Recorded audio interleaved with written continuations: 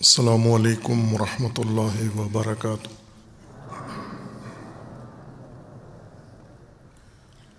اعوذ باللہ من الشیطان الرجیم، بسم اللہ الرحمن الرحیم۔ الحمد للہ والصلاة والسلام علی رسول اللہ وآلہ آل اللہ، واللعنۃ الدائمۃ علی اعدائہم واعداء اللہ من یوم عداوتہم الی یوم لقاء اللہ۔ عباد اللہ اوصیکم ونفسی بتقوی اللہ، اتقوا اللہ فإن خیر الزاد التقوی۔ بندگان خدا، آپ سب کو اور اپنے نفس کو تقوی الہی کی وصیت کرتا ہوں، تقوی الہی کی نصیحت کرتا ہوں اور تقوی الہی کی جانب دعوت دیتا ہوں اور تاکید کرتا ہوں کہ اپنی زندگی تقوی کے مطابق بسر کریں، تقوی کے زیر سایہ زندگی گزاریں اور تقوی کی بنیاد پر نظام زندگی قائم کریں۔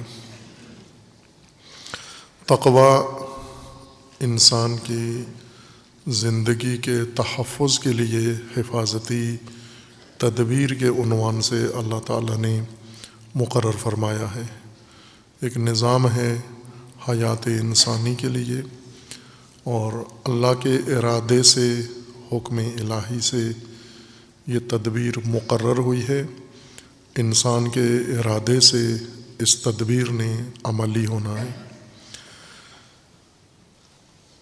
تقوی کے عوامل، جن اسباب اور جن عوامل کے نتیجے میں انسان تقوی حاصل کرتا ہے اور انسان کی زندگی میں تقوی آ جاتا ہے، زندگی کے ہر شعبے میں حفاظتی تدبیر لاگو ہوتی ہے، ان میں سے قرآن کریم نے ایک بڑا سبب و عامل صراط مستقیم کو قرار دیا ہے۔ سورہ مبارکہ اعراف میں اللہ تعالیٰ کا فرمانا ہے، ان ھذا صراطی مستقیما فاتبعوہ، یہ میرا سیدھا راستہ ہے اور اس کی اتباع کرو، ولا تتبعوا السبل، اور اسے چھوڑ کر سبل کی پیروی مت کرو، اگر سبل کے اوپر چلو گے وہ تمہیں منتشر کر کے ہلاک کر دیں گے، اور اگر صراط پر قائم رہے اس صورت میں لعلکم تتقون، نتیجہ اس کا تقوی کی صورت میں آپ کے سامنے نکلے گا۔ سبل سے بچنا صراط پر زندگی کا ضامن ہے۔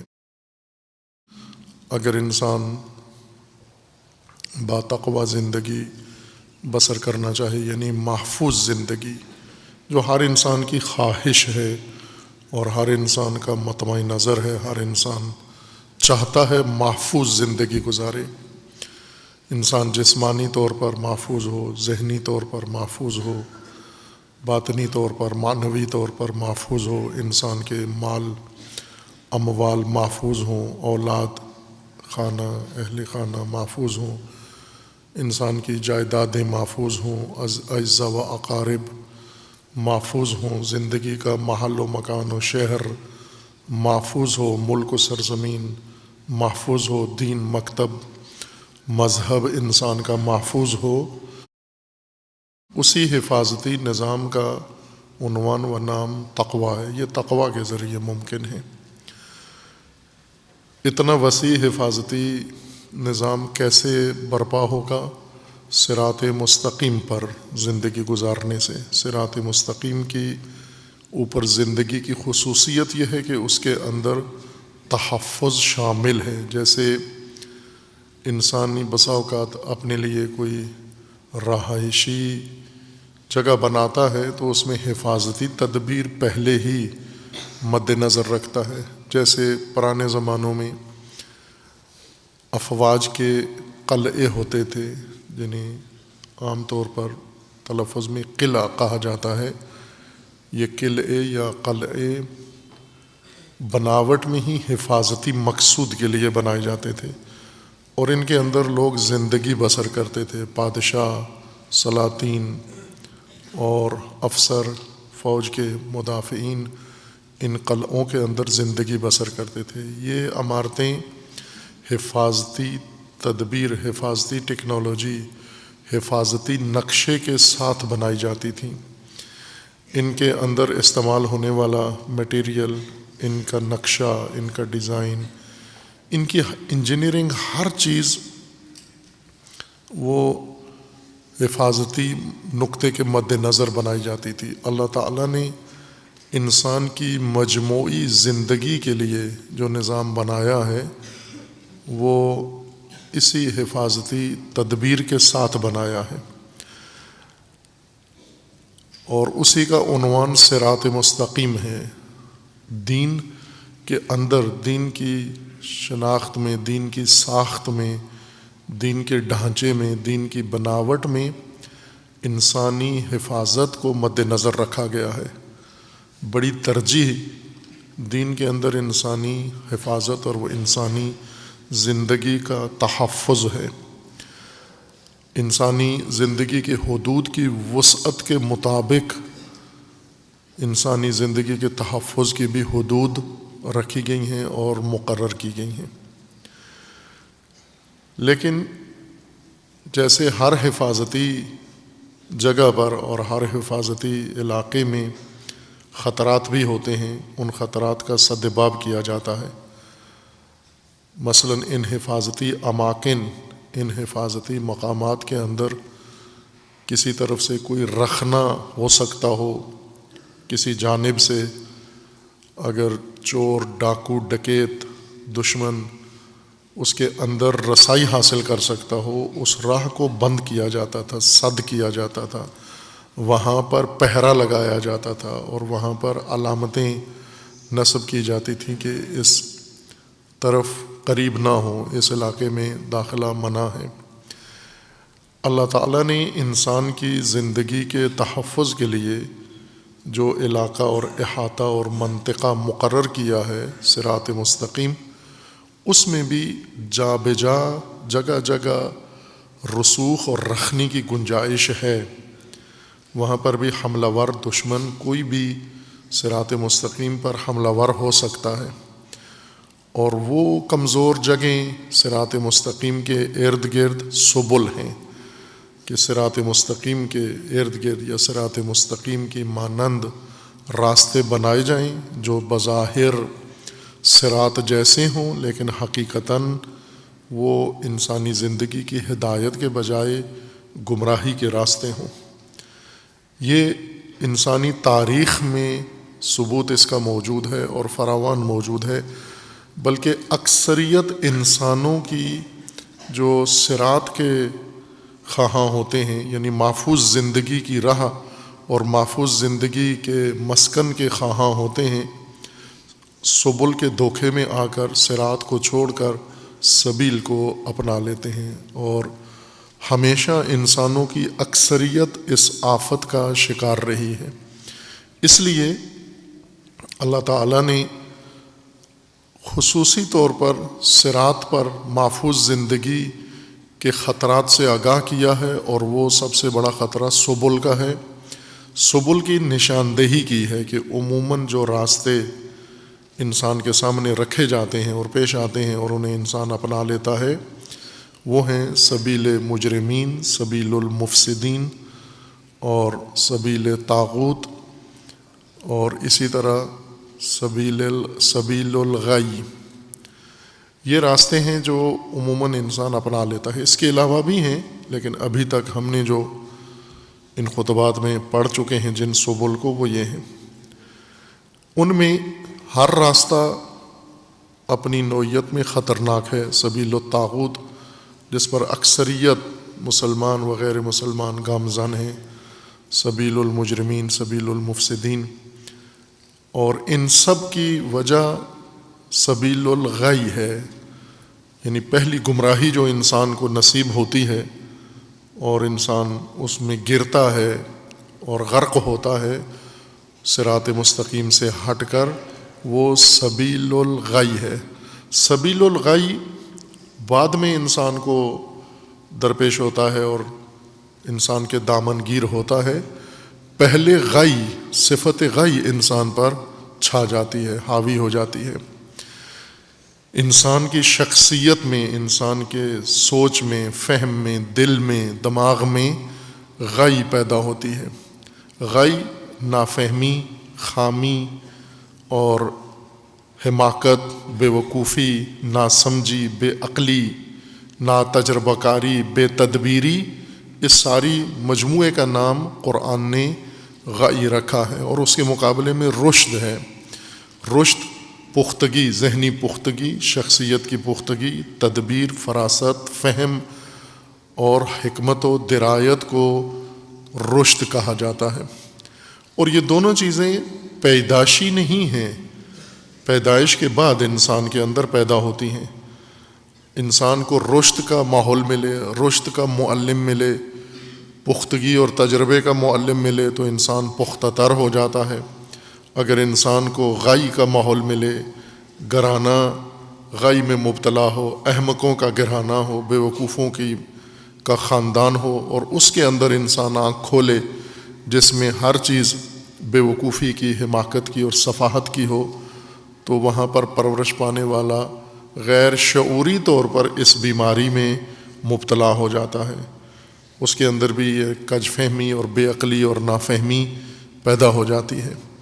اور اگر رشد کا ماحول ملے تو انسان رشد کر لیتا ہے اور رشد کر جاتا ہے۔ قرآن کریم میں اس راہ کی طرف خصوصی توجہ دلائی گئی ہے کہ بعض لوگ ایسے ہیں کہ ان کے سامنے اگر سبیل الرشد پیش کیا جائے تو اسے ٹھکرا دیتے ہیں سورہ اعراف میں، اور اگر سبیل الغی ان کے سامنے پیش کیا جائے فوراً اس کو اپنا لیتے ہیں، سبیل الغی پہ فوراً چل پڑتے ہیں۔ اور یہ تجرباتی بات ہے، مشاہدے کی بات ہے۔ ہم آج موجودہ اپنے معاشرے کو دیکھیں، دیگر اڑوس پڑوس میں موجود معاشروں کو اور انسانوں کو اور مسلمانوں کو بھی حتیٰ دیکھیں تو غی کا راستہ جلدی سری اپنا لیتے ہیں۔ اپنی قوم میں دیکھیں اور ہم خود بھی دیکھیں کہ ہمارے سامنے جب رشد کا راستہ رکھا جاتا ہے اور اس کے مقابلے میں غی کا، تو جلدی اور زیادہ کس راہ کو انسان اپناتا ہے۔ مشاہدہ یہ ہے کہ جیسا قرآن کا فرمانا ہے کہ غی کو انسان جلدی اپنا لیتا ہے۔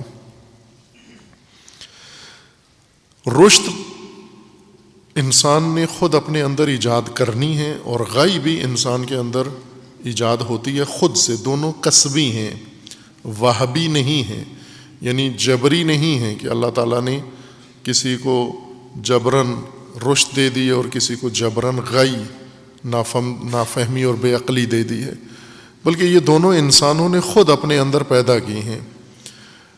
اس لیے ان سے اجتناب کا حکم دیا گیا ہے، اور رشد کے عوامل بتائے گئے ہیں، کن طریقوں سے انسان میں رشد پیدا ہوتی ہے۔ رشد کے علامتیں قرآن کریم نے سورہ حجرات میں بیان فرمائی ہیں، آیا ہفتم میں، وَاعْلَمُوا أَنَّ فِيكُمْ رَسُولَ اللَّهِ لَوْ يُطِيعُكُمْ فِي كَثِيرٍ مِّنَ الْأَمْرِ لَعَنِتُّمْ وَلَكِنَّ اللَّهَ حَبَّبَ إِلَيْكُمُ الْإِيمَانَ وَزَيَّنَهُ فِي قُلُوبِكُمْ وَكَرَّهَ إِلَيْكُمُ الْكُفْرَ وَالْفُسُوقَ وَالْعِصْيَانَ أُولَٰئِكَ هُمُ الرَّاشِدُونَ۔ رسول تمہارے اندر موجود ہیں اور ان کے ہوتے ہوئے تمہاری گمراہی کا کوئی گنجائش نہیں ہے، لیکن یہ اس صورت میں ہے کہ اگر تم رسول کی اطاعت کرو، اور اگر تم نے ماحول ایسا بنا دیا کہ رسول کو اپنی اطاعت پر مجبور کر دیا، اگر رسول نے تمہاری اطاعت شروع کر دی، رہبر نے تمہاری اطاعت شروع کر دی، اس صورت میں لعنتم، تم مشقتوں میں پڑ جاؤ گے، تم مصیبتوں میں پڑ جاؤ گے۔ اگر عوام یا کچھ خاص لوگ یہ چاہیں کہ رہبر عوام کی پیروی کرے، جیسے عوام چاہتے ہیں ویسے کرے، جیسے جمہوریت میں یہی ہے، روح جمہوریت یہی ہے کہ رہبر و پیشوا وہی کرے جو عوام چاہتے ہیں، جمہور جو چاہتے ہیں۔ جمہور اگر ہوس بازی چاہتے ہیں تو رہبر ہوس بازی کرے بھی اور کرائے بھی۔ جمہور اگر ہم جنس بازی چاہتے ہیں تو وہ رہبر خود بھی کرے اور لوگوں کو بھی کروائے اور حکم دے، جو جمہور چاہتے ہیں وہی رہبر کرے۔ لو یطیعکم فی کثیر من الامر، اگر یہ رسول تمہارے پیچھے چلیں، لعنتم، تم تباہ ہو جاؤ گے، تم مشقتوں میں پڑ جاؤ گے اور مصائب میں گرفتار ہو جاؤ گے۔ خود پھر اطاعت تمہیں کرنی ہے، اور تم رسول کی اطاعت اس صورت میں کرو گے جب ایمان تمہارے دلوں میں محبوب ہوگا، اور اس کا راستہ اللہ تعالیٰ نے یہ رکھا ہے، ولیکن حببا الیکم الایمان، اللہ تعالیٰ نے تمہارے لیے ایمان کو محبوب قرار دیا ہے، وزینہ فی قلوبکم، اور ایمان تمہارے دلوں کی زینت بنا دیا گیا ہے، تمہارے دلوں کی آرائش، حسن ایمان کو قرار دیا ہے۔ اور دل چونکہ قلوب انسان کے فیصلوں کا مرکز ہے، انسان کے ارادوں کا مرکز دل ہیں انسان کے، اور قلوب کی زینت اگر ایمان بن جائے، جس طرح سے کہ لکھا ہوا ہے قرآن میں کہ بعض اوقات روح کی زینت، دلوں کی زینت شیطان بناتا ہے، شیطان بھی بیوٹیشین ہے اور اس کے بھی پارلر ہے، باقاعدہ بیوٹی پارلر ہے شیطان کا، اور انسانوں کو زیادہ شیطان سجاتا ہے۔ شیطان کی ٹیکنالوجی سے انسان نے بھی سیکھا ہے، بیوٹیشین بنے ہیں انسان بھی، لیکن اتنی آرائش نہیں کر سکتے انسان تمام تر صنعت و ترقی کے باوجود جتنی شیطان کرتا ہے۔ انسان جسموں کو سجا لیتا ہے، چہروں کو سجا لیتا ہے، رنگتوں میں کوئی آرائش و حسن و زیبائی پیدا کر دیتا ہے، لیکن شیطان دلوں کو سجاتا ہے، دلوں کی آرائش کرتا ہے۔ اس کے پاس جو سنگار کا سامان ہے وہ دلوں کے سنگار کا اس کے پاس وسیلہ ہے، اور کبھی شہوتیں انسان کے دلوں کی زینت قرار دیتا ہے، کبھی مال، کبھی دنیا۔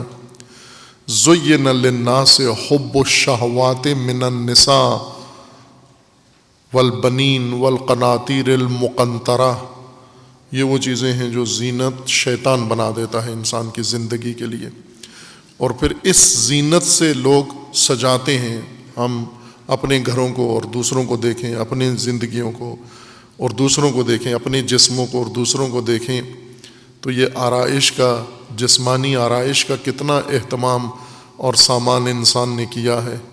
شیطان اس سے زیادہ کرتا ہے، انسان کے دلوں میں شہوتیں زینت بنا کر سجا دیتا ہے، روحوں کو، دلوں کو، ذہنوں کو۔ کتنے ذہن ایسے ہیں وہ ان کے لیے محبوب، ان کے لیے پسندیدہ اور آرائش ان کے ذہنوں کی وہ ہوس، شہوت اور خواہشات ہیں۔ یہ شیطان کا وسیلہ ہے۔ شیطان کے بیوٹی پارلر میں سجے ہوئے لوگ، سنورے ہوئے لوگ، بنائے گئے لوگ، آرائش یافتہ لوگ وہ معاشرے میں کم نہیں ہیں، زیادہ ہیں۔ اللہ اگر کسی کو سجائے، اللہ کسی کو مزین کرے، ایمان اس کے دل کی زینت بن جاتی ہے۔ محبوب بھی ایمان ہے اور زینت بھی ایمان ہے، سجاوٹ بھی ایمان سے ہے۔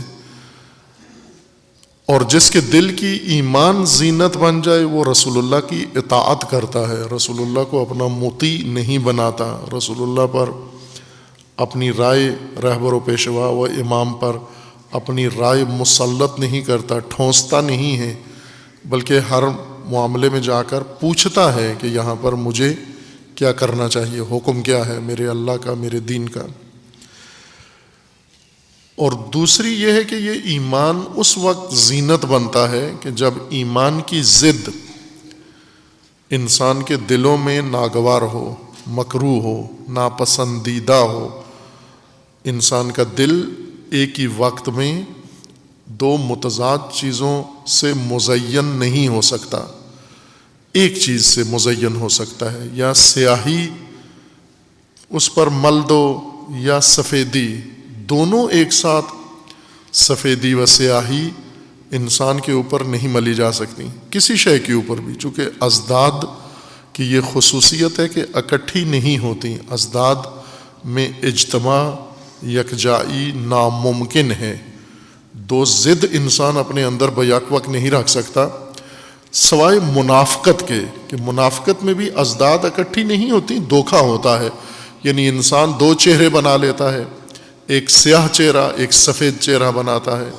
سفید چہرہ لوگوں کو دکھاتا ہے مومن بن کر، اور سیاہ چہرہ اندر ہے چھپا کے رکھتا ہے شیاطین کے لیے، اپنے اخوان کے لیے، اخوان خلوت کے لیے، کہ ان کے ساتھ بیٹھ کر جب گناہ اور معصیت و فسق و فجور میں جاتا ہے تو اس کا سیاہ چہرہ نمایاں ہو جاتا ہے.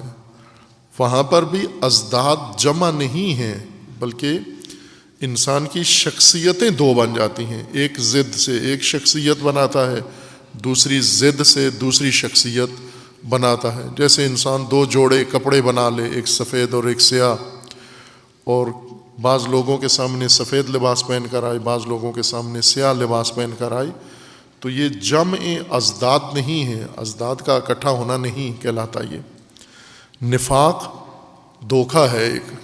لہٰذا کچھ لوگ ایسے ہیں ایمان اور ایمان کی ضد دونوں اپنا لیتے ہیں. مومنوں میں ایمان ظاہر کرتے ہیں اور منافقوں میں، شیاطین میں فسق و فجور ظاہر کرتے ہیں. ایمان دل میں بھی اپنی ضد کے ساتھ اکٹھا نہیں ہو سکتا، ایمان زندگی میں بھی اپنی ضد کے ساتھ اکٹھا نہیں ہو سکتا. ایمان کی ضد کفر ہے اور شرک، اور ایمان کی ضد فسق ہے اور فجور، اور ایمان کی ضد معصیت ہے، گناہ ہے اور نافرمانی. یہ تین چیزیں ایمان کی ضد ہیں، کفر و شرک، فسق و فجور اور معصیت اور گناہ. یہ تین چیزیں ہیں.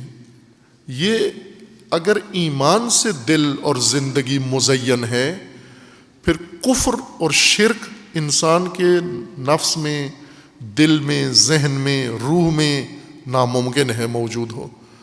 جب تک کفر و شرک سے دل پاک نہیں ہو جاتا، ایمان سے مزین نہیں ہوتا. دیو چو بیرون رود فرشتے درآید، بقول حافظ کے، کہ بھوت انسان کے اندر سے نکلتا ہے تو فرشتہ انسان کے اندر داخل ہوتا ہے. یا جس گھر میں، کمرے میں، خاندان میں بھوت ہوں، بدروئیں ہوں، شیطان ہوں، وہ نکلیں گے تو ملائکہ آئیں گے. یہ تو نہیں ہو سکتا کہ دیو بھی رہتا ہو اس میں اور فرشتہ بھی اس گھر کے اندر رہتا ہو. دیو چو بیرون رود فرشتے درآید. اس لیے یہ ناپاکی پہلے انسان کو اپنے نفس سے ختم کرنا پڑتی ہے. کفر و شرک کی ناپاکی جو سب سے بڑی پلیدی ہے، سب سے بڑا رجس و پلیدی انسان کے لیے اللہ تعالیٰ نے یہ گندی نالیوں میں بہنے والا غلیظ پانی نہیں ہے، یا بیت الخلاء میں بہنے والی غلاظت سب سے غلیظ نہیں ہے، وہ دھوئی جا سکتی ہے. انسان اس میں مبتلا ہوتا ہے، آلودہ ہوتا ہے، اور پانی سے اس کو دھوتا ہے، جلدی صاف ہو جاتا ہے. دن میں کئی دفعہ آلودہ ہوتا ہے، کئی دفعہ صاف ہو جاتا ہے. شرک پانی سے صاف نہیں ہوتا، کفر پانی سے صاف نہیں ہوتا. کفر کی آلودگی انسان کی دنیا و آخرت کو تباہ کر دیتی ہے.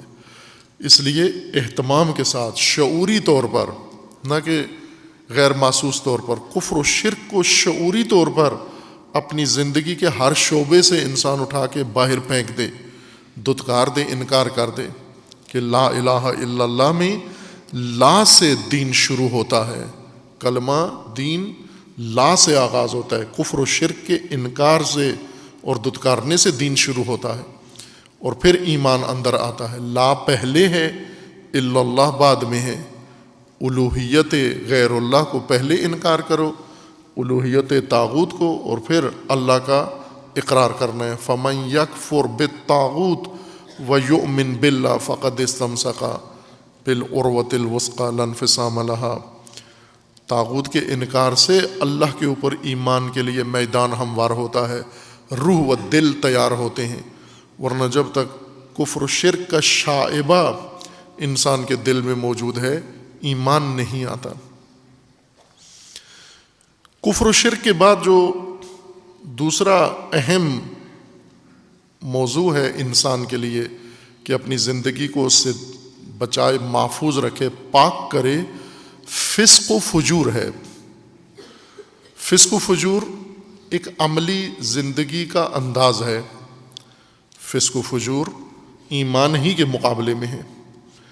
زندگی گزارنے کے لیے عموماً لوگ کسی علاقے کا انتخاب کرتے ہیں اپنی پسند کے۔ کچھ لوگ تو مجبور ہیں، جیسے سرکاری حکومتی ملازمین ہیں، ان کے اپنے اختیار میں نہیں ہوتا ہمیں زندگی کہاں گزارنی ہے۔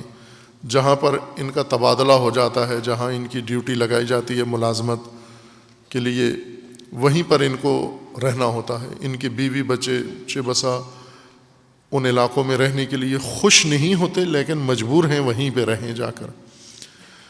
اور کچھ ایسے لوگ ہوتے ہیں، ان کا تبادلہ کسی ایسی سرزمین پر ہو جاتا ہے، ان کے اہل خاندان کو پسند نہیں ہوتا، وہ نہیں جاتے۔ ان کے بیوی بچے کسی اچھے شہر میں رہتے ہیں اور خود شخص مرد کسی دور دراز پسماندہ علاقے میں، دشوار گزار علاقے میں ڈیوٹی کر رہا ہوتا ہے۔ لیکن اگر انسان کو یہ موقع دیا جائے کہ اپنی انتخاب سے اپنی زندگی کا علاقہ انتخاب کرو، آپ کو اسی علاقے میں ضروری وسائل دے دیے جائیں گے، گھر دے دیا جائے گا، پلاٹ دے دیا جائے گا، وسائل زندگی فراہم کر دیں گے، جہاں آپ چاہتے ہو وہاں جا کر زندگی بسر کرو۔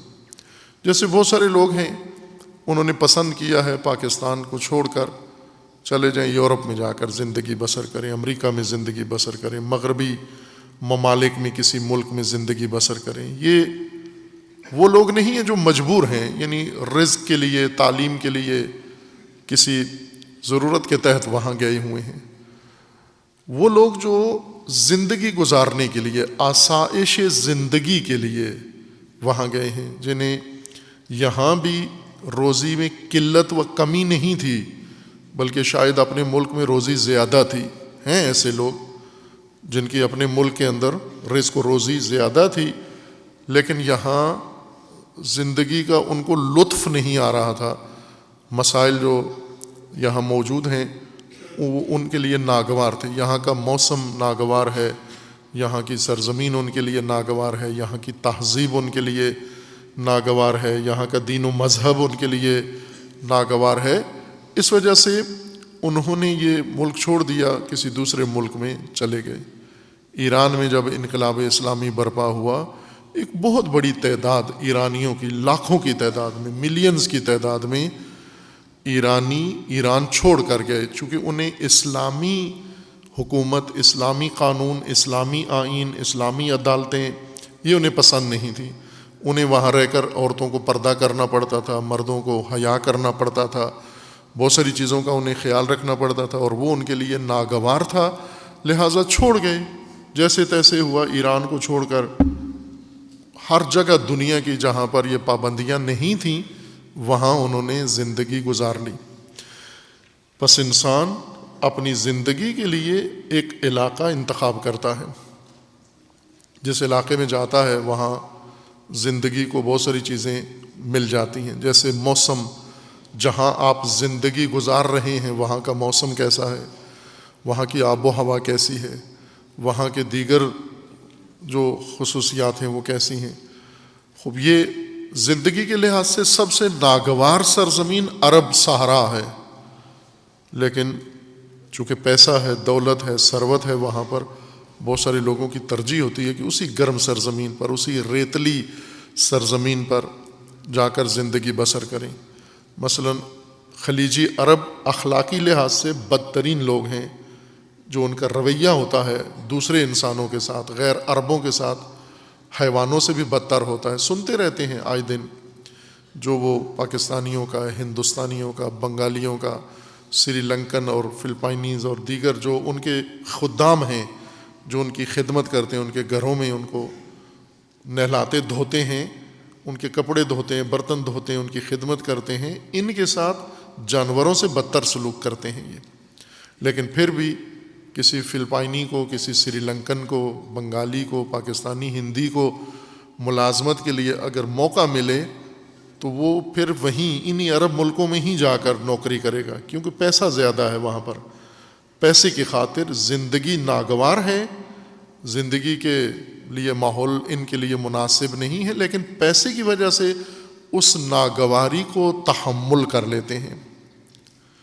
زندگی کو بہت ساری چیزیں گھیر لیتی ہیں، وہ احاطہ جس کے اندر انسان زندگی گزارتا ہے، بعض اوقات انسان اسے انتخاب کرتا ہے اور بعض اوقات مجبوراً اس میں اس کو رہنا پڑتا ہے۔ فسق، یہ جو اصطلاحات ہیں دین کی، تقوی، فسق، فجور، لہو، لعب، یہ ہماری زندگی کے انداز، ہماری زندگی کے طریقے منہج ہیں، اور ہم نے ان کو عموماً جیسے ہمیں پڑھایا گیا ہے دین، قرآن، دینیات، اسلامیات، اس تعلیم میں یہ قرآنی تعلیمات ضائع ہو گئی ہیں، ان کے معانی ضائع ہو گئے ہیں۔ اس وقت ہم سنتے بھی ہیں اور دیکھتے بھی ہیں، بولتے بھی ہیں، لہو اور لعب، کثرت سے یہ لفظ مانوس ہے ہمارے ذہنوں میں، اور ہم یہ سوچتے ہیں کہ شاید لہو اور لعب میں ہم مبتلا نہیں ہیں۔ کسی انسان کو کسی بھی طبقے سے تعلق رکھتا ہو، عالم ہو، طالب علم ہو، عورت ہو، مرد ہو، تاجر ہو، وہ کسی اور حیثیت سے زندگی گزار رہا ہو، آیا لہو و لعب کرتا ہے یا نہیں کرتا؟ مثلاً یہ لوگ جو صبح سویرے اٹھتے ہیں، اٹھ کے ناشتہ کر کے نہا دھو کے دکانوں پہ چلے جاتے ہیں، سارا دن دکان پہ کاروبار کرتے ہیں، نہ وہاں گانا سنتے ہیں، نہ وہاں کسی مجرے میں جاتے ہیں، نہ کوئی ڈانس کرتے ہیں، کچھ بھی نہیں کرتے، اور وہاں جا کر دکان پہ کاروبار کر رہے ہیں، کرکٹ نہیں کھیلتے، فٹ بال نہیں کھیلتے، ویڈیو گیم نہیں کھیلتے، موبائل پہ نہیں کھیلتے، سارا دن پوری توجہ سنجیدگی کے ساتھ کاروبار میں مصروف ہیں۔ کچھ لوگ ایسے ہیں دفتروں میں چلے جاتے ہیں، ملازمت کرتے ہیں، پورے انہماک کے ساتھ، سنجیدگی کے ساتھ اپنی ملازمت میں مصروف ہیں، کوئی کھیل کود، لہو لعب جو ہمارے ذہنوں میں جو تصور ہے نہیں کرتے۔ اسی طرح گھروں کے اندر ایک بڑا طبقہ ہے، گھروں میں ہے، خواتین ہیں، یہ بھی گھروں میں کام کرتی ہیں، گھر سنوارتی ہیں، کھانا پکاتی ہیں، کپڑے دھوتی ہیں، اور اولاد کے لیے جو ضروریات ہیں پوری کرتی ہیں، یا ایک دوسرے کے اڑوس پڑوس میں احوال پرسی کرتی ہیں۔ ان طبقات میں سے آپ ان کے ساتھ رہیں، سالوں ان کے ساتھ رہیں، ایک دن بھی کھیل کود میں ان کو مشغول اور مصروف نہیں پائیں گے، ایک دن بھی ان کو آپ کرکٹ کھیلتے ہوئے یا فٹ بال کھیلتے ہوئے یا کوئی کام کرتے ہوئے نہیں دیکھیں گے۔ اب کیا ہم کہہ سکتے ہیں کہ یہ وہ لوگ ہیں جو لہو اور لعب سے دور ہیں، نہ رقص کرتے ہیں، نہ گانے سنتے ہیں، نہ گانے گاتے ہیں؟ کیا یہ لہو و لعب سے منزہ ہیں، پاک ہیں؟ نہ، چونکہ لہو اور لعب کا مطلب گانے سننا اور گانا اور کھیل کود، کرکٹ کھیلنا نہیں ہے۔ لہو اور لعب کا معنی، مطلب جو ہمارے معلمین کی درسوں میں اور ہماری کتابوں میں اور ہمارے دینی اداروں میں، مسجدوں میں، اکیڈمیوں میں گم ہو گیا ہے، جو لہو اور لعب کا معنی وہ یہ ہے کہ جب آپ اپنا مقصد زندگی بھول بیٹھیں، فراموش کر دیں، یہی پتہ نہ ہو کہ میں کیوں پیدا ہوا تھا، کس کے لیے پیدا ہوا تھا، اور اس مقصد زندگی کو بھول کر اس کے حصول کے لیے کوئی قدم نہ اٹھائیں، اور اس کے علاوہ باقی جتنے مفید کام کریں مقصد زندگی بھول کر، وہ لہو ہے اور لعب ہے۔ کتابیں پڑھ رہے ہیں مقصد زندگی بھول کر، کتابیں لکھ رہے ہیں مقصد زندگی بھول کر، سیاست کر رہے ہیں مقصد زندگی بھول کر، علم حاصل کر رہے ہیں مقصد زندگی بھول کر، تجارت کر رہے ہیں مقصد زندگی بھول کر، خاندان بنا رہے ہیں مقصد زندگی بھول کر، رفائی کام کر رہے ہیں مقصد زندگی بھول کر۔ مقصد زندگی جو چیز بھلا دے، فراموش کروا دے، وہ لہو ہے اور لعب ہے۔ اس معنی کو مد نظر رکھ کر جائزہ لیں، مشاہدہ کریں، سروے کریں کہ ہم آیا لہو و لعب میں ہیں، یعنی لاہوی ہیں، لعبی ہیں یا نہیں ہیں، وہ پھر اندازہ ہوگا ہمیں. ہم اس دین کے ذریعے سے اپنے آپ کو پرکھتے ہیں جس دین کی تعلیمات کو مسخ کر دیا گیا ہے، اس کے معانی ختم کر دیے گئے ہیں. جیسے تقوی اتنا تکرار ہوا اخلاقیات میں کہ اپنا معنی ہی کھو بیٹھا، تقوی کس چیز کو کہتے ہیں. ایسے ہی فسق و فجور بھی ہے. فسق و فجور عموماً سنتے ہی ہمارے ذہنوں میں فسق و فجور شراب پینا، فسق و فجور نامحرم کے ساتھ رنگ رلیاں منانا، اور فسق و فجور حرام کام سر عام کرنا، یہی معنی کرتے ہیں علماء، معلمین، مبلغین، دین سمجھانے والے. واعظ و نصیحت و مجالس میں اگر فسق و فجور کا ذکر بیچ میں آ جائے، تذکرہ آ جائے، تو اسی طرح کی مثالوں سے اور اسی طرح کے کاموں سے اس کو پیش کرتے ہیں، جس سے فسق و فجور کا اصل معنی ہماری نظروں سے غائب ہو جاتا ہے، اور فسق کے مرتکب ہو کر اس توہم میں ہوتے ہیں کہ ہم نے تو یہ سارے کام نہیں کیے، شراب آج تک نہیں پی، بس فاسق نہیں ہے، نامحرم کو آج تک نہیں چھوا، پس فاسق نہیں ہے، جوا نہیں کھیلا، پس ہم فاسق نہیں ہیں. فاسق کون ہے؟ یہ جو جوئے کھیلتے ہیں، یہ جو مجرے کرتے ہیں، یہ جو نامحرموں کے ساتھ مخلوط ہوتے ہیں، زانی لواتی، یہ فاسق و فاجر لوگ ہیں. یہ چور ڈکیت فاسق و فاجر لوگ ہیں. ہم تو بڑے مومن، پاک پاکیزہ، صاف ستھرے، دھلے ہوئے. یہ غلطی ہمیں اس وجہ سے ہو گئی ہے، توہم، کہ فسق اور فجور کا معنی بھول بیٹھے ہیں. فسق و فجور کھلے بندوں غلط کام کرنے کو فسق و فجور کا نام دیا ہے. یہ تحریف ہے فسق و فجور کے معنی میں. فسق و فجور اور ایمان زندگی کے دو احاطے ہیں، دو کالونیاں ہیں، دو شہر ہیں، دو بستیاں ہیں. ایک بستی کا نام فسق و فجور اور ایک احاطے کا نام ہے ایمان. ایمان وہ رہائشی بستی، کالونی اور شہر ہے، وہ ٹاؤن ہے کہ جس کے اندر تمام قانون انسان کی زندگی کا جو اللہ نے بنایا ہے، حدود، حقوق، ضوابط، آداب، سب اس کے اندر رائج ہیں اور نافذ ہیں. یہ ایمان کا علاقہ ہے جہاں انسان زندگی گزار رہا ہے. ایمان میں انسان زندگی گزار رہا ہے. جیسے زمین علاقہ ہے، احاطہ ہے، اسی طرح اعتقاد کا، عمل کا، دین کا بھی ایک احاطہ ہے جس میں انسان زندگی گزارتا ہے. جیسے تہذیب، اس کو سمجھنے کے لیے شہر اور زمین سے زیادہ مثال بہتر تہذیب ہے. ہر انسان جہاں کسی سرزمین پہ رہ رہا ہوتا ہے، سرزمین پہ رہتے ہوئے اس تہذیب میں بھی رہ رہا ہوتا ہے. مثلا جو پاکستان میں رہتے ہیں، لاہور میں رہتے ہیں، یہ اہلیان لاہور سرزمین لاہور میں بھی رہتے ہیں اور تہذیب میں بھی رہتے ہیں. لاہور کے مختلف محلے ہیں، مختلف علاقے ہیں اس کے. اسی طرح لاہور کے اندر موجود تہذیب کے بھی محلے ہیں، تہذیبی محلے.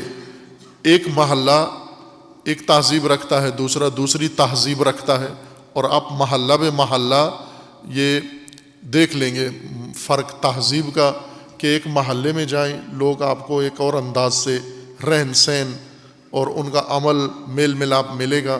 دوسرے ایک علاقے میں چلے جائیں، وہاں آپ کو بالکل ہی ایک علیحدہ ماحول ملے گا. شروع میں لاہور میں جب آئے تھے یہاں، تو اسی وقت ایک حادثہ لاہور میں ہو گیا تھا. ماہ رمضان میں جلوس پر رمضان میں حملہ ہوا اور اس کے نتیجے میں کافی شہادتیں ہوئیں. تو رات کو ان شہداء کے گھروں میں گئے ہم، خانوادہ شہداء کے ساتھ اظہار ہمدردی، یکجہتی، تسلیت و تعزیت کے لیے. تو ایک محلے میں گئے، وہاں بالکل ہی ماحول عجیب تھا اس محلے میں، اس کا جو رہن سہن طور طریقہ، رات کے تقریباً 2-2:30 بجے کے قریب کا سما تھا، اور لاشیں زیادہ تھیں وہاں، کچھ 7-8 لاشیں جن میں چھوٹے بچے زیادہ تھے، اور وہ لاشیں پڑی ہوئی تھیں، ان کے ارد گرد کچھ لوگ بیٹھے ہوئے تھے، باقی سارے سوئے ہوئے تھے، اور وہ جس انداز سے سوئے ہوئے تھے، جو ان کا طریقہ تھا، اب لاشوں کے پاس سو جانا یہ خود ایک تہذیب ہے۔ عموماً سونا ہو تو کسی علیحدہ جگہ پہ جاتے ہیں جہاں لاش پڑی ہو، میت جنازہ پڑا ہو، وہاں کوئی نہیں سوتا، لیکن وہ سوئے ہوئے تھے، اور سوئے بھی بہت ہی عجیب انداز میں سوئے ہوئے تھے، یہاں بیان نہیں کر سکتا میں۔ تو جو لوگ لے کے، مجھے تو معلوم نہیں تھا کہ لاہور کے محلے اور یہ جگہیں کیا ہیں، جو لوگ لے کے گئے تھے واپس آ کر وہ تعزیت کر کے واپس جب آئے تو میں نے یہ ذکر کیا کہ یہ کچھ تھوڑے علیحدہ سے مجھے ماحول نظر آیا یہاں پر لوگوں کا باقی علاقوں کی نسبت۔ ایک علاقے میں گئے، ایک لاش ایک تنگ سی گلی میں پڑی ہوئی تھی، اور ایک خاتون صرف اس تابوت پہ رو رہی تھی، پورا محلہ اپنے گھروں میں سو رہا تھا، وہ اکیلی خاتون ایک تابوت کے اکیلی اس میت کے ساتھ رو رہی تھی۔ وہ بھی ایک عجیب منظر تھا کہ اکیلی خاتون صرف وارث ہے اس جنازے کی، اور باقی کوئی بھی، نہ کوئی ہمدردی کرنے والا، نہ کوئی اس کو تسلی دینے والا، نہ کوئی دلاسا دینے والا، کوئی بھی نہیں تھا اس رات کی تاریکی میں۔ بجلی بھی ظاہر نہیں تھی۔ خوب یہ رنگا رنگ کا ماحول دیکھنے کو ملا، ایک ہی رات میں کئی محلے میں جانا ہوا، اور ہر محلے میں ایک الگ تہذیب دیکھی۔ تو وہ جو ساتھ تھے دوست، انہوں نے بتایا کہ آپ یہاں کس محلے میں تھے ہم۔ بہر کیف یہ تہذیب کراچی میں، لاہور میں، فیصل آباد، ملتان، راولپنڈی، جو بڑے چھوٹے شہر، دیہات، علاقے، آپ تہذیبوں کا فرق دیکھ لیتے ہیں۔ تہذیب ہی کی مانند ایک رہائشی سکونت کی حالت و کیفیت ہے جس کا نام ایمان ہے، اور جس کا نام فسق و فجور ہے۔ ایک کیفیت زندگی کا نام فسق ہے، ایک انداز زندگی کا نام فسق و فجور ہے۔ فسق و فجور زندگی کا مطلب یہ نہیں ہے کہ آپ جب وہاں جائیں تو شراب میں دھوت ہوں گے سارے، نشے کر رہے ہوں گے سارے، اور جوا کھیل رہے ہوں گے سارے، نہ، یہ نہیں ہے فسق و فجور کہ کھلے بندوں سارے جرم اور گناہ کر رہے ہوں گے۔ فسق و فجور کا مطلب یہ ہے کہ انسان نے اپنی زندگی کے لیے جو انداز، جو کیفیت اپنائی ہے، جو طریقہ اپنایا ہے، وہ مؤمنانہ نہیں ہے، آزاد طریقہ ہے، جو اس کے جی میں آئے وہ کرے۔ ایسی جیسے کچھ لوگ ہوتے ہیں والدین کے ساتھ بچے زندگی گزارتے ہیں، کچھ نہ، وہ چاہتے ہیں علیحدہ زندگی، شادی کر لیتے ہیں، پھر کہتے ہیں علیحدہ زندگی کے لیے ہمیں موقع دیا جائے، چونکہ انہیں بہت کچھ کرنا ہے، ماں باپ کے سامنے وہ نہیں کر سکتے، لہٰذا ایک آزاد ماحول میں جہاں پابندیاں نہ ہوں، جہاں دین کی پابندیاں نہ ہوں، جہاں امر و نہی نہ ہو، جہاں پر نصیحت نہ ہو، جہاں پر کوئی نظم نہ ہو، ڈسپلن نہ ہو، یہ فسق کہلاتا ہے۔ منظم ماحول سے بے نظمی میں جانا فسق ہے۔ آئین سے اٹھ کر غیر آئینی ماحول میں چلے جانا فسق ہے۔ قانون کے دائرے سے نکل کر لا قانونیت کے انداز میں زندگی بسر کرنا یہ فسق ہے۔ حقوق کو چھوڑ کر حقوق کو پائمال کرتے ہوئے زندگی گزارنا، جیسے کچھ لوگ ہوتے ہیں نا کہ کب اٹھنا ہے صبح کوئی پابندی نہیں ہے، جب مرضی ہے اٹھ جاؤ، کب رات کو سونا ہے کوئی پابندی نہیں ہے، کب سو جاؤ، یہ فسق ہے۔ اسی کو فسق کہتے ہیں کہ جب آپ کے سونے کا کوئی ضابطہ نہیں ہے، کوئی قانون نہیں ہے، موڈ میں آیا سو گیا، موڈ میں آیا جاگتا رہا۔ جب کوئی ضابطہ نہیں ہے آپ کے، آئینی ضابطہ، قانونی ضابطہ، دینی ضابطہ، ضابطے کے بغیر زندگی گزارنا، قوانین کے بغیر زندگی گزارنا، آئین کے بغیر زندگی گزارنا، آداب کے بغیر زندگی گزارنا، حقوق کے بغیر زندگی گزارنا، یہ فسق ہے اور فجور ہے۔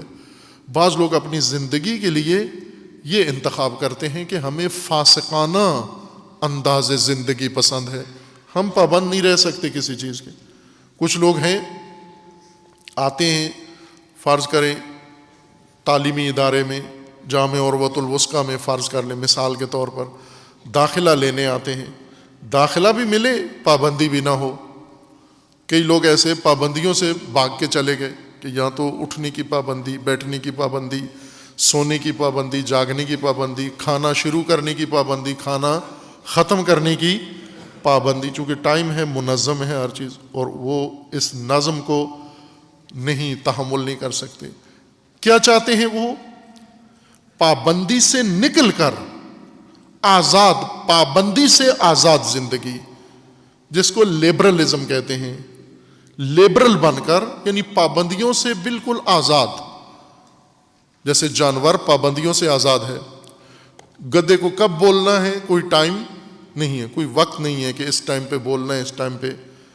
جانور کو کب بولنا ہے، بلی نے کدھر جانا ہے، اب بلیاں ہیں یہاں مسجد میں بھی گھومتی رہتی ہیں، نہیں آنی چاہیے بلیوں کے بال اگر آپ کے لباس میں مصلی میں ہوں نماز نہیں ہوتی آپ کی۔ بلیاں دور رکھیں اپنے ماحول سے، بلیوں سے محبت اس طرح نہ کریں کہ آپ کی زندگی میں شامل ہو جائے۔ بلیوں کے نجس کرتی ہیں، ظاہر ہے، وہ بلیاں آزاد ہیں، کوئی قانون، کوئی پابندی، کوئی ضابطہ، کوئی نظم، کوئی ڈسپلن، کوئی ٹائم ٹیبل، کچھ بھی نہیں ہے، جدھر مرضی ہے بلی چلی جائے۔ انسان چاہتا ہے میں بھی ایسے ہوں۔ اگر انسان بلیوں کی طرح ہو، جانوروں کی طرح ہو، حیوانات کی طرح ہو، اس کو فاسق کہتے ہیں۔ فاسق، کھلا، بے مہار، ضابطہ نہیں ہے، پابندی نہیں ہے، قانون نہیں ہے، ادب نہیں ہے، کوئی حدود نہیں ہے، حقوق نہیں ہے۔ جس طرح جانوروں کے کوئی حدود، حقوق کچھ بھی نہیں ہے، آزاد ہے، ہر جانور ہر کام میں آزاد ہے۔ انسان بھی چاہتا ہے ایسے زندگی گزارے، اس کو فسق کہتے ہیں۔ ہم نے کلمہ پڑھ لیا، لا الہ کہہ لیا، مومن مسلم اپنے آپ کو کہلوا دیا، لیکن زندگی آزاد ہے، یہ فاسقانہ زندگی ہے۔ یہ فسق و فجور غی کی علامت ہے، نا سمجھی، نا عقلی۔ رشد ایمانی زندگی، مومنانہ زندگی،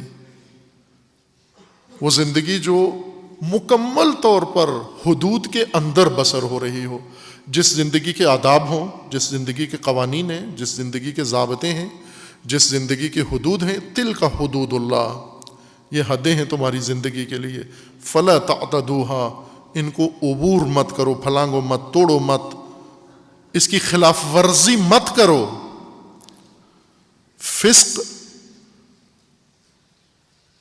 غی کی علامت ہے، اس لیے اللہ تعالیٰ نے رشد کی علامت یہ ذکر کیا ہے، وَكَرَّهَ إِلَيْكُمُ الْكُفْرَ وَالْفُسُوقَ، اللہ نے تمہارے لیے ایمانوں کو محبوب اور مزین قرار دیا ہے دلوں کو، اور فسق و کفر کو تمہارے دلوں کے لیے ناگوار بنا دیا ہے۔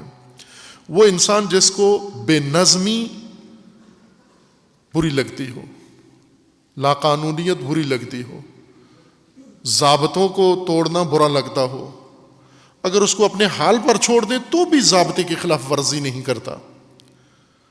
اگر ضابطہ اس کو پابندی سے جبرن کوئی کام کروا لیں، یہ مومن کے زمرے میں نہیں آتا، یہ مجبور کے زمرے میں آتا ہے۔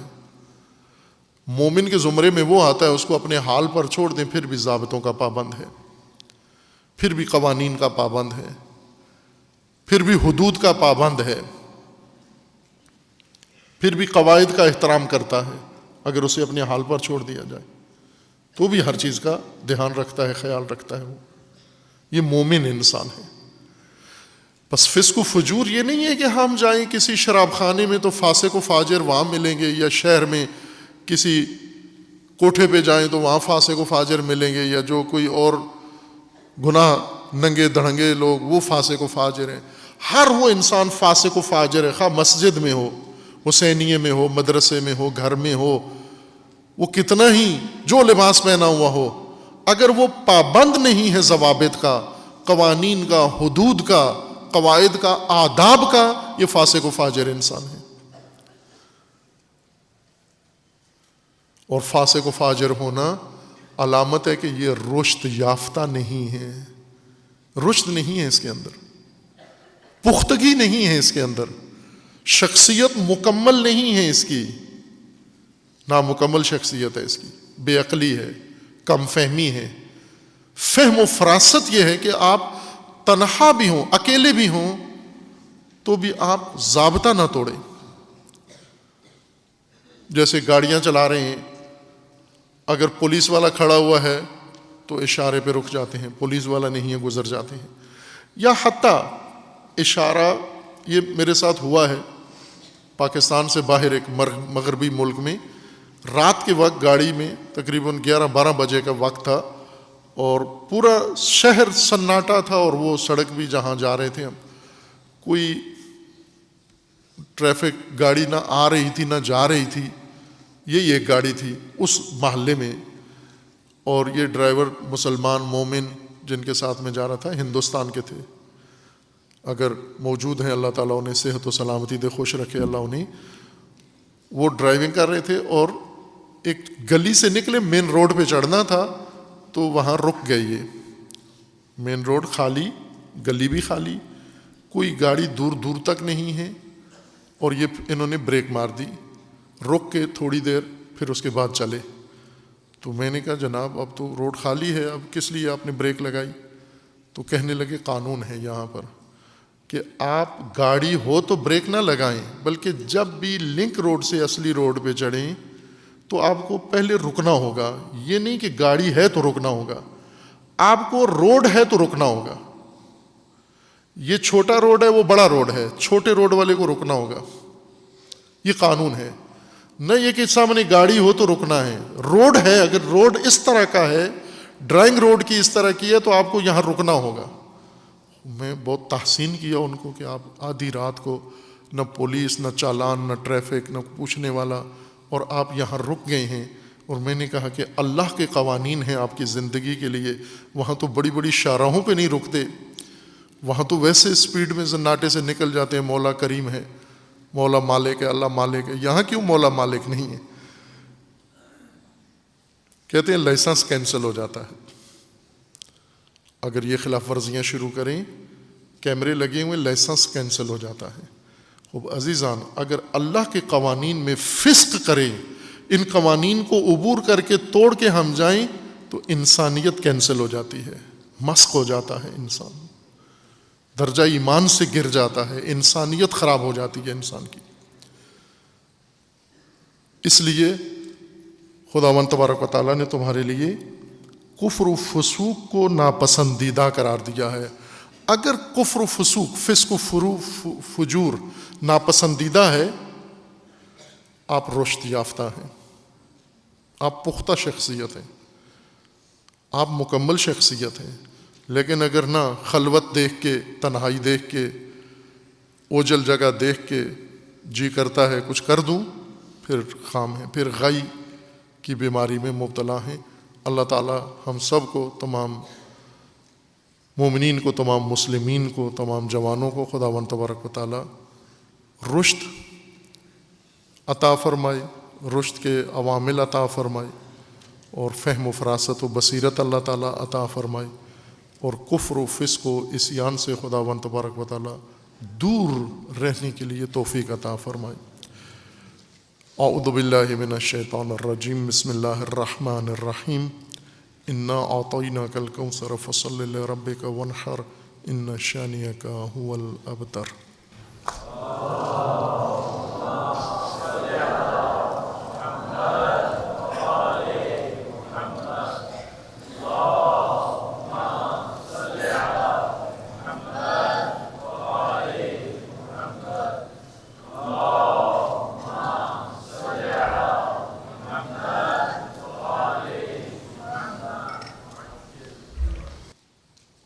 اعوذ باللہ من الشیطان الرجیم، بسم اللہ الرحمن الرحیم۔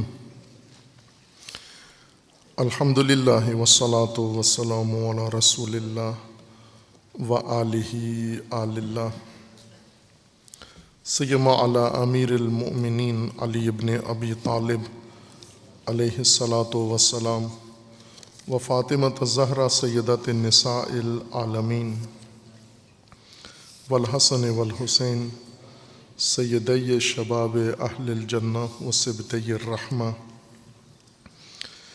و علی ابن الحسین و محمد ابن علی و جعفر ابن محمد و موسیٰ ابن جعفر و علی ابن موسیٰ و محمد ابن علی و علی ابن محمد والحسن ابن علی والحجۃ ابن الحسن القائم المنتظر المہدی حجج اللہ علی عبادہ و امناؤہ فی بلادہ واللعن علی اعدائہم اجمعین من الآن الی قیام یوم الدین۔ عباد اللہ اوصیکم و نفسی بتقوی اللہ، اتقوا اللہ فإن خیر الزاد التقوی۔ بندگان خدا، آپ سب کو اور اپنے نفس کو تقوی الہی کی وصیت کرتا ہوں، تقوی الہی کی نصیحت کرتا ہوں، تقوی الہی کی جانب دعوت دیتا ہوں اور تاکید کرتا ہوں کہ اپنی زندگی تقوی کے مطابق بسر کریں، تقوی کے زیر سایہ زندگی گزاریں۔ تقوی انسانی زندگی کے تحفظ کے لیے حفاظتی تدبیر ہے اللہ تعالیٰ کی جانب سے۔ تقوی کے قیام کے لیے امت با تقوی بنانے کے لیے اللہ تعالیٰ نے اہتمام فرمایا ہے، اور اس میں ایک اہم اہتمام نماز جمعہ و روز جمعہ ہیں۔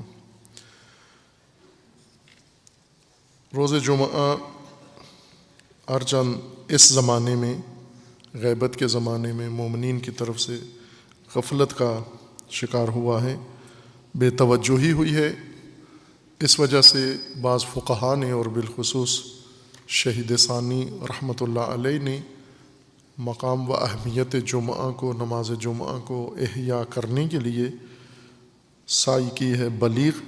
خداوند تبارک و تعالیٰ انہیں اجر عظیم عطا فرمائے۔ ایک کتاب ہے ان کی الحث علی صلاۃ الجمعہ، مختصر رسالہ ہے چند صفحات کا، مومنوں کو نماز جمعہ کی ترغیب اور رغبت اور شوق دلانا کہ اہمیت ان کے لیے واضح ہو جائے۔ حث کہتے ہیں اٹھانے کو، ابھارنے کو، اور اٹھا کر رکے ہوئے منجمد حالت کو توڑ کر حرکت میں لانا اور اس حرکت میں تیزی لانا، اس کو عربی زبان میں حث کہتے ہیں۔ اپنی کتاب کا نام ہی یہی رکھا ہے، الحث علی صلاۃ الجمعہ۔ اس میں شہید فرماتے ہیں کہ قرآن کریم میں اللہ تعالیٰ نے نماز جمعہ کو جس اہمیت کے ساتھ ذکر فرمایا ہے، ایسی اہمیت قرآن میں کسی اور عبادت کو حاصل نہیں ہے۔ اور روایات میں بھی ایسی روایات ہیں، جیسے رسول اللہ صلی اللہ علیہ وآلہ وسلم کا فرمانا تھا کہ جان لو کہ نماز جمعہ واجب ہے میری زندگی میں بھی اور میری زندگی کے بعد بھی۔ اگر امام عادل موجود ہے تو پھر جو شخص ترک کرے گا نماز جمعہ کو، اس کی زندگی کی کوئی چیز استوار اور سیدھی نہیں ہوگی، اس کی کوئی عبادت قبول نہیں ہوگی۔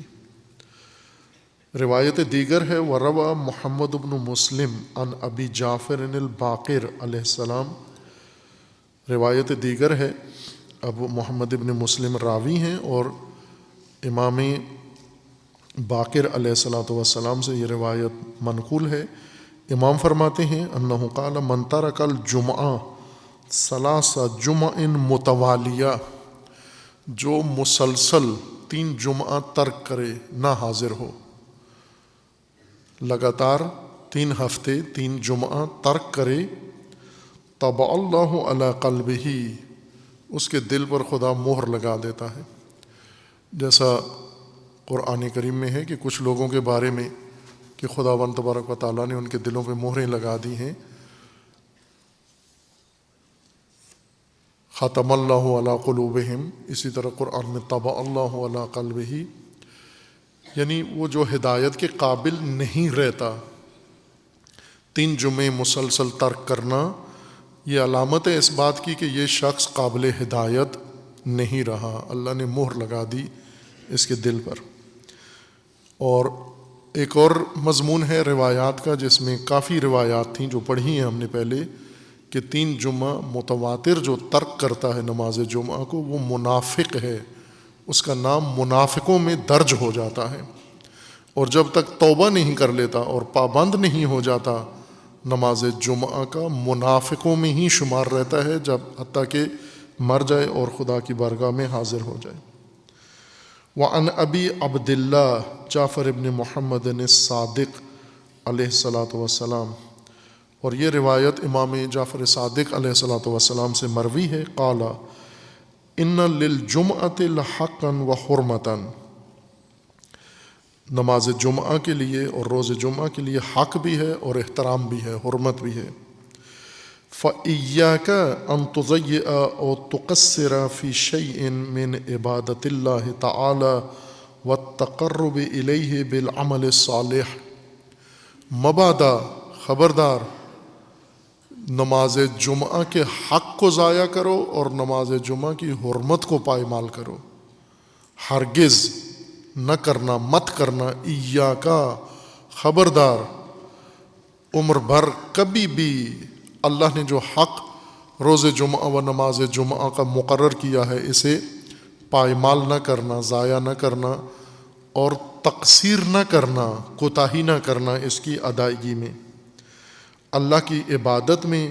اور نماز جمعہ جیسا عمل صالح جو سب سے زیادہ انسان کو اللہ کے قریب کرتا ہے، تقرب الی اللہ کا سب سے بڑا ذریعہ یہ ہے۔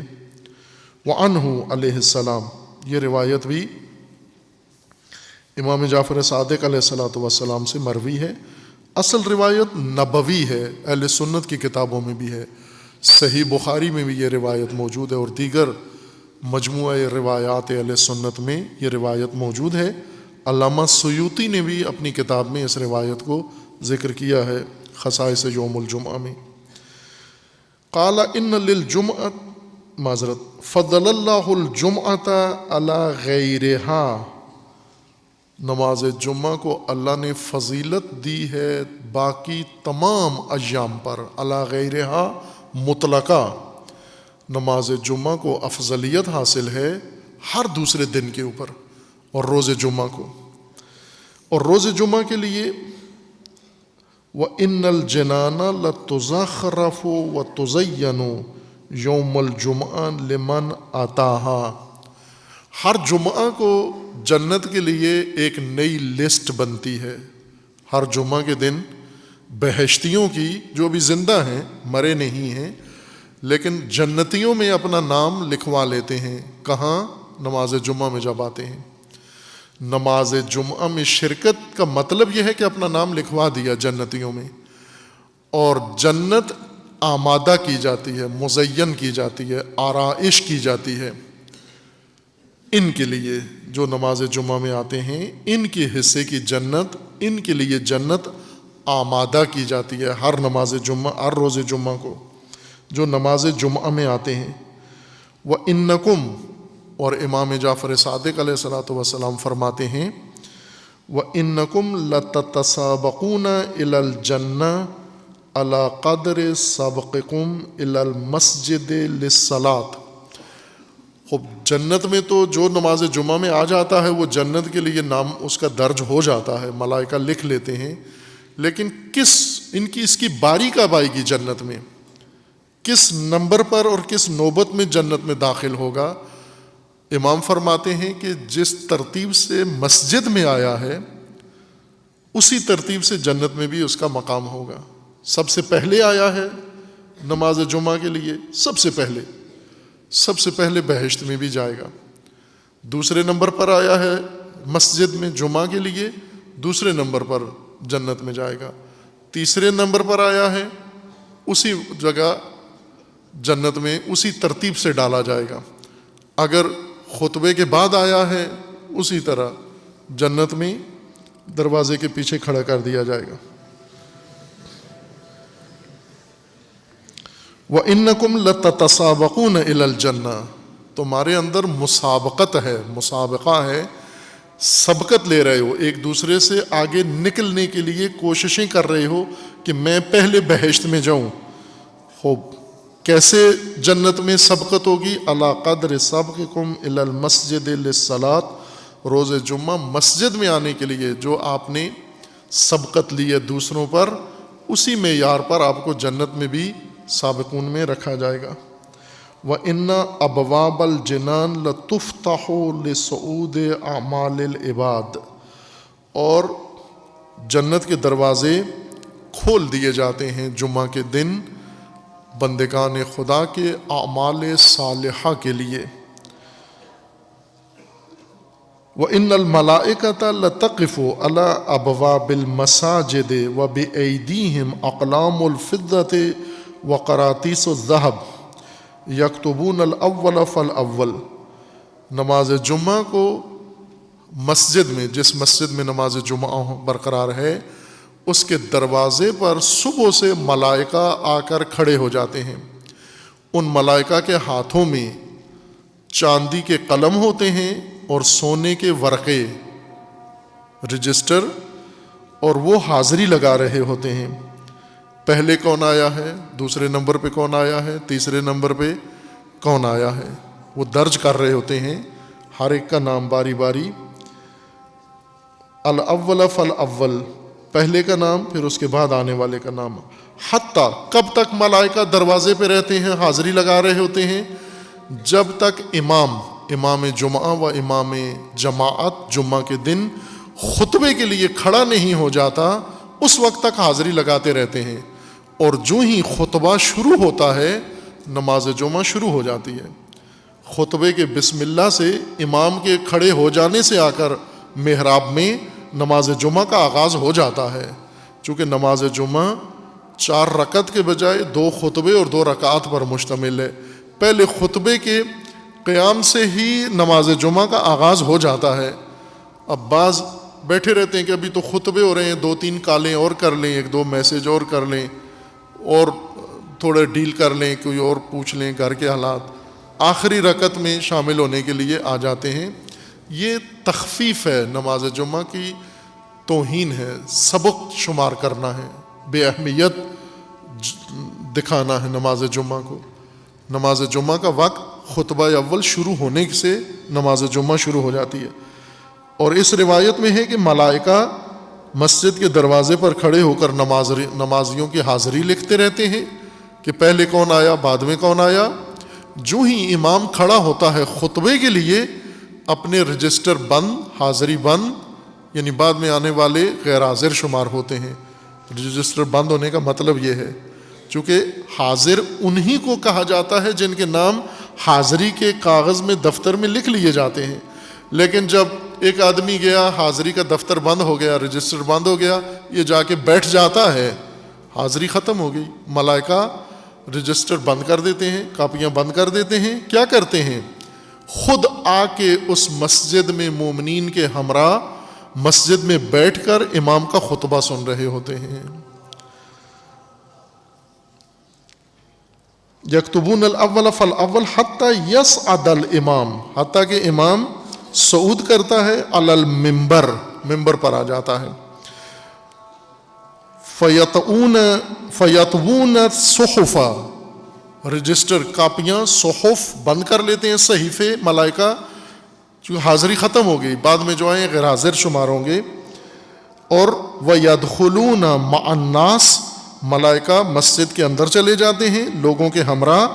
یستمعون الخطبہ، ملائکہ بھی خطبہ سماعت کر رہے ہوتے ہیں۔ بہت ہی پربرکت روایت ہے کہ نماز جمعہ تنہا جماعت ہے جس میں اگر مومنین نماز جمعہ قائم کریں، ملائکہ بھی ان کے ساتھ نماز جمعہ میں شریک ہوتے ہیں، اور ملائکہ مومنین کی حاضری لگاتے ہیں۔ اور جو ہی خطبہ شروع ہوتا ہے، چونکہ نماز کا آغاز ہو جاتا ہے نماز جمعہ کا خطبے کے آغاز سے، ملائکہ حاضری چھوڑ کر خطبہ سننا شروع کر دیتے ہیں۔ خوب، یہ ایک روایت ہے جو مرحوم شہید ثانی نے ذکر کی۔ عرض کیا تھا کہ اصل روایت نبوی ہے، رسول اللہ صلی اللہ علیہ وآلہ وسلم کا فرمان ہے۔ امام صادق علیہ السلام نے بھی رسول اللہ سے یہ روایت نقل کی ہے، اور اہل سنت کی تمام کتابوں میں یہ روایت موجود ہے۔ وقال وعنہ علیہ السلام قال ان اللہ عز وجل فرض فی کل 7 ایام خمسن و ثلاثین صلاۃً. اور روایت امام صادق علیہ السلام سے ہے، فرماتے ہیں کہ اللہ تعالیٰ نے ہر 7 دنوں میں یعنی ہفتے کے اندر مومنوں کے اوپر نمازیں واجب کر دی ہیں. خمسن و ثلاثین صلاۃ، 53 یعنی ہر روز کی 53 رکعت نماز واجب کر دی، یا 53 نمازیں واجب کر دی ہیں. منہا صلاۃ واجبہ اللہ کل مسلم ان یشہدہا الا خمسہ. اور ان میں سے ایک نماز واجب تاکیدی نماز جمعہ ہے جو ہر ایک کے اوپر واجب ہے سوائے 5 گروہوں کے. وہ کون ہیں؟ المریض والمملوک والمسافر والمرأۃ والصبی. ان 5 سے معاف ہے مریض جو آ نہیں سکتا، اور مملوک غلام، مسافر اور عورت اور بچہ. ان کے اوپر نابالغ بچہ ان کے اوپر واجب نہیں ہے، لیکن ان 5 میں سے جو آ گیا اس کی نماز قبول ہوگی، واجب کے طور پر قبول ہوگی، یعنی مستحب نہیں ہوگا، وہ بھی واجب کی نیت سے پڑھیں گے. یہ ایک الگ فقہی مسئلہ ہے کہ مریض پر واجب نہیں ہے لیکن آ گیا ہے جمعہ میں، عورت پر واجب نہیں ہے لیکن شامل ہے نماز جمعہ میں، تو کس نیت سے پڑھیں؟ رسول اللہ کے زمانے میں خواتین نماز جمعہ میں شرکت کرتی تھیں، ائمہ کے زمانے میں شرکت کرتی تھیں. اگر حاضر مسافر اگر سفر پہ ہے نماز جمعہ واجب نہیں ہے، لیکن جہاں گیا ہوا ہے وہیں چلا گیا نماز جمعہ میں، تو واجب کی نیت سے پڑھے گا، نہ کہ مستحب، یا جیسے بعض اوقات کنفیوز کر دیتے ہیں مومنین کو. اس کا وجوب نماز جمعہ قبول ہو جائے گا، یعنی بحیثیت ایک واجب قبول ہو جائے گا وہ. فَإِنَّهَا إِلَّا خَمْسَ الْمَرِيضُ وَالْمَمْلُوكُ وَالْمُسَافِرُ وَالْمَرْأَةُ وَالصَّبِيُّ. البتہ فتاوی مختلف ہیں، فتاوی تو سرے سے نماز جمعہ کے بارے میں ہی مختلف ہیں کہ مسافر نہ بھی ہو، حاضر ہو، اس پر بھی واجب نہیں ہے. مسافر تو دور کی بات ہے، یہ اس صورت میں ہے کہ جو نماز جمعہ کو واجب سمجھتے ہیں. اور یہ 4 گروہ مستثنا ہیں. 5 اگر یہ مستثنا گروہ آ جاتے ہیں بچے کے علاوہ، چونکہ بچہ واجب نہیں ہے، اس کے اوپر مکلف نہیں ہے ابھی، باقی مکلف ہیں لیکن نماز جمعہ ان سے مرتفع ہے، یہ اگر حاضر ہو جائے تو نماز جمعہ قبول ہے ان کا. یہ روایات کے اندر موجود ہے. روایات دیگر بھی ہیں کہ انہیں انشاءاللہ بعد میں بیان کریں گے. اللہ تعالیٰ انشاءاللہ ہم سب کو شعائر الہی قائم کرنے کی توفیق عطا فرمائے، روز جمعہ کے احترام اور قدردانی کی توفیق عطا فرمائے، اور نماز جمعہ کا جیسا حق ہے اس طرح سے نماز جمعہ قائم کرنے کی توفیق عنایت فرمائے انشاءاللہ. جو مومنین رحلت کر گئے ہیں خداوند تبارک و تعالیٰ ان کی مغفرت فرمائے، جو مریض ہیں اللہ تعالیٰ انہیں شفائے کاملہ عطا فرمائے انشاءاللہ. اعوذ باللہ من الشیطان الرجیم. بسم اللہ الرحمن الرحیم. قل هو اللہ احد اللہ الصمد لم یلد ولم یولد ولم یکن لہ کفوا احد.